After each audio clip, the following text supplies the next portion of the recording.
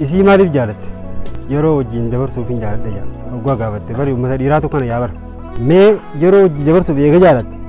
intala sana ka fuudhu hin deemne ka isii wajjin fuulduraaf jiraachuu hin deemne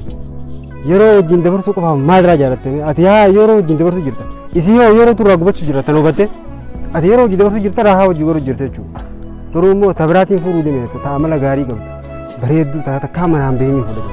kan ammoo yeroo wajjin dabarsiteeti akka feeru godhe taan immoo tabiraatiin fuudhette obboleessa irra dhageenya taasitti ati yeroo irraa gubdu yeroo wajjin dabarsitee irraa gubdu tami tammooniin fuudha jettee boodaaf barbaaddu tami kunis dhaluma sanis dhaluma waan tuni hin qabne tataan qabdu takka hin jiru dhalaan dhaluma jechuutu tokkuma jechuudha maashilaa jettee mas boqqolloo akkuma jaan sani garaagarummaan takka hin jiru yoo amala ta'e malee dhalaan dhaluma hunduma takkuma walqixxeessee uume rabbiin egaa yeroo wajjin dabarsuu feete tanuma fuudhuu deemtu san gartee tanuma niin fuudhattee mataa keessa jirtu san tanuma haa gorobduuti yeroo wajjin dabarsi malee yoo obboleettii qabdu taate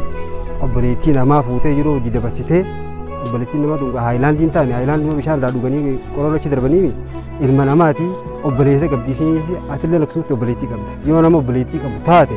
obboleettii teetii wajjin akka namni dhiirtii yeroo wajjin dabarsiteetuma waan barbaaddee hundaaf fedhii isii hundatti guutattee achi darbitee deemtu feeta hin feetu dhiirtii hundi nu feetu tanaaf atiis ta barbaaddu ta jaalattu yoo jiraatte yeroo wajjin dabarsuu osoo hin ta'in ni haa godhuuti umurii ta'e guutuu wajjin jiraadhu yeroo wajjin dabarsuuf hin jaaladha waan jiru kana odoo hafe irra gaarii jeen na fakkaata na hubattan jeetin aman waan na dhaggeeffattaniif guddaa galatooma teenya oluma.